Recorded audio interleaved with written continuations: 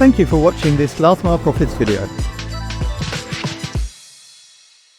You don't know what Le Point Relais is? Watch this video to find out. Last Mile Profits is brought to you by Parcel Pending by Quadient. Gary, today we're going to talk about Le Point Relais. Do you know what that is? I work predominantly with a French organisation, and one of my mantras is if you're going to take money from a company, then learn at least half a dozen words of the language that you're dealing with. So yes, I do know you mean PUDO points or relay points in France, and they're a big deal in France. They're a really big deal. Yeah, and I think, the reason I thought it would be, in fact, it was our editor who thought it was a good idea, and we agreed to talk about France, is things are happening there. Traditionally, it was Groupe La Poste that basically controlled everything. And let me see, because I have a note here that the Colissimo CEO, Colissimo being the postal part of the parcel network, he's gone on record and he says that the PUDO network at the moment is 32,000 points. By the way, we may have some updates because the Last Mile Experts Out of Home report will come out soon, so we may have an updated figure. That includes 17,000 postal points and 15,000 PUDOs. But I think what is interesting is what's been happening over the last few years since Impost bought Mondial Relais, because it was a one-horse race up until recently. Yeah. And now, Gary, according to the latest data before the out-of-home report, Mondial Relais now has over 17,000 locations. And out of that, and I think this is the key thing, 7,000 lockers. So France is really, I won't say moving to out-of-home because it was always quite strong in out-of-home, but I think that lockers are beginning to make their mark. What do you think? I think it's beyond beginning. My take on this personally is when the French market is, as you say, quite heavily weighted in terms of market share towards the La Poste group, from the three brands that you mentioned. So you're seeing probably something like more than 50%, closer to 60% of all the parcel traffic is with one group. Now, if they decide at that scale that out of home is normal and that lockers are normal, then it will normalise the marketplace. Then everyone will get used to it. Which is why we were excited to get Royal Mail in the UK, because they're 30-40% of the market. If they make it normal, then it becomes normal for everybody. So I think you're seeing that normalisation being driven from the centre. Then you add in Post Mondial Relais, another 7,000 lockers. Again, it's now going to be an expectation that your carrier has lockers available as part of the out-of-home solution. The only thing I'd say, and I've got a lot of respect for Groupe La Poste, because I think what they did with GeoPost, which for those of you who are not into the French scene, GeoPost was an international division created by La Poste, a sort of box in a box. And it was really clever because although La Poste is to all intents and purposes a government-owned company, even if I think part of the shares are listed, this operated on the basis of, I'd say very similar to an entrepreneurial private business. Yeah. They did an amazing job. The only comment I would make is, whereas I think they've really done a great job with PUDOs, I don't think they ever really made lockers work, frankly, either in France or anywhere else. Or am I being unfair? I think the key word you said in there was entrepreneurial. Famously, George Bush Senior went on a visit to France to look at business practices and came back and he was very disappointed at the state of commerce in France. He said, for example, they don't even have their own word for entrepreneur. Which is quite interesting.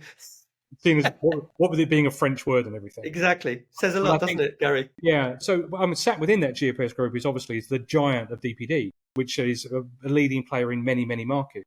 But with entrepreneurialism, you get independence. And I think what has happened over the 20 years or so as DPD has really grown from strength to strength as a brand, or it's not always called DPD, it's Sir in Spain and it's Bartolini in Italy, is that they have grown. BRT even now, Gary. BRT. I like Bartolini. It sounds like I could eat it. So it's much more interesting. I'll take a bowl of Bartolini. So I think because of that, there's been independent decision making and that entrepreneurial. So these countries have been led by very charismatic, very highly organised, very driven individuals, and they've sailed their own ship. So that's why you've got kind of a fragmented approach to lockers, country by country, working alongside them and supporting them in the UK and working with them to look at other markets. We know that's changing. And they are bringing that decision-making into the centre. And they are going to be really, really quite quite more prescriptive about how they deal with out of home, and particularly how they deal with lockers, common technology platform, common solution, etc. And then I think you'll really see them race ahead, because when they decide they're going to do something, they really go off and do it. It's this French concept of le grand projet, that if you decide it's good for the nation, then the nation knuckles down and the state does it. Why do I get the feeling that you'd really like to sell these guys some lockers? Because that's kind of what we do. No, I'll be honest with you. I mean, I genuinely admire them as an organisation. If you look at the way they transformed the market in the UK, they raised the bar and then raised it again and made everybody else follow them. So that's why I'm kind of reacting strongly to what you said, because normally it's DPD and Geopost that people are chasing, to try to do what they do. And perhaps in this instance, maybe you are slightly right that they aren't at the forefront of this, and that's unusual for them as an organisation. Well, I think, to be fair, and I completely agree with you, DPD, particularly DPD UK, and this is one of the strengths of them being, I call them not multinational, but multi-domestic, in the sense that they really are very local and they have a lot of freedom. And I think, honestly, they could write the book on to-door delivery. Question is, let's see then, let's observe. It's going to be very interesting whether they are able to create a meaningful out-of-home strategy. Because in France, and I think we have to talk about this in France, there's a new kid on the block. In fact, there's two new kids. There's the big new kid, which is InPost, who I think have done an amazing job so far. The question is, why I say it's amazing, by the way, they were always a locker player, and they were able to integrate PUDOs with lockers. And I think that's the holy grail. So if they're able to keep that running, that's going to be one dangerous challenger. The other one, which is still relatively small, but is also there, and it's not such a small player overall, is Vinted. So, I don't think Vinted are going to change the market, but, we're talking about potentially several thousand machines. Well, this is where I disagree. I think Vinted have changed the market in France. Why did Vinted Go choose France as the first place to create their own carrier? They saw something there in terms of opportunity. They've got hundreds of millions of parcels going through that network, and they've got thousands of lockers on the ground already in just 2 years. Now, that is transformative. They've completely looked at the rest of the carrier landscape and said, no, I don't want any of you guys. We're going to do it completely on our own. And that is genuinely transformative. Now, where they go next and what they do next is interesting, but they chose France first. The other interesting thing, these stats you were quoting right at the beginning about the number of PUDOs and number of lockers are very impressive, particularly if you consider the B2C parcel market size in France is a third of that of the UK. The number of parcels per person, the fashionista French, by a third of the amount of clothing online that the UK do. They still like to go and touch cloth in the shop. That's what's fascinating. You've got all of this out-of-home stuff for a market that is a fraction of the size compared to its population and GDP of some of its neighbours.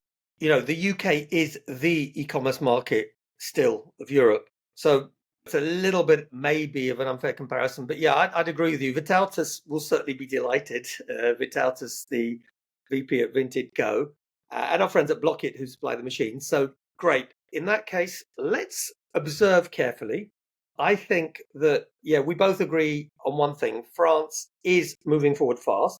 Let's see where Geopost goes, because I think that is the one, or Geopost Group La Poste are the ones to look out for. And as usual, if anyone has any inside information, disagrees with us, agrees with us, please comment below.